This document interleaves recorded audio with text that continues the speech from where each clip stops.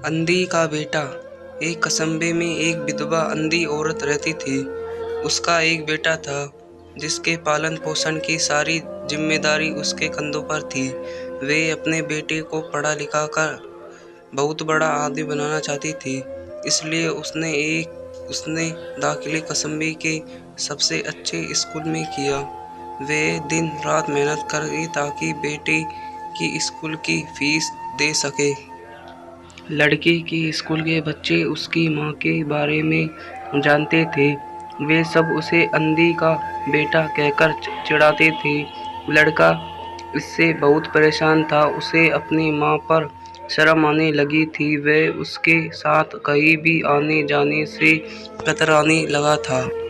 जब लड़का बड़ा हुआ तो उसकी शहर में अच्छी नौकरी लग गई। उसने अपनी माँ से वादा किया कि शहर में मकान लेकर वह उसे लेने आएगा, लेकिन वह शहर गया तो फिर लौटकर वापस नहीं आया। उसकी अंधी माँ उसका इंतजार करती रह गई।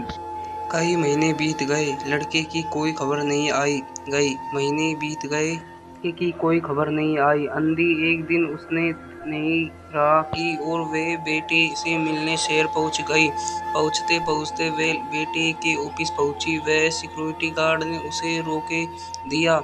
अंधी औरत ने गार्ड को अपने बेटे का नाम बताया और बोली कि उससे जाकर कह दो कि काम से कोई मिलने आया है।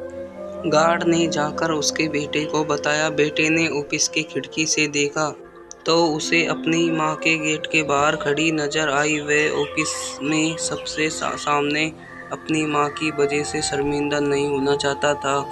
उसने खिला दिया कि वह ऑफिस में नहीं है। अंधी औरत वहां से चली गई।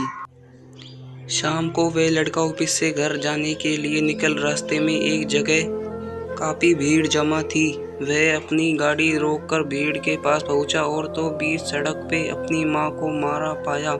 उसके हाथ में एक चिट्ठी थी जिसमें लिखा था, बेटा बड़े दिन हो गए थे, तेरी कोई खबर नहीं मिली। चिंता हो रही थी इसलिए तुझसे मिलने चली आई। तू तो अब बड़ा आदमी बन गया है। तुझसे मिलने अब शायद मुझे गरीबी की किस्मत में नहीं, लेकिन मैं बहुत खुश हूँ कि तेरे लिए तूने अपना ही नहीं मेरा सपना भी पूरा किया। मलाल है कि तेरी तरक्की देख नहीं सकती।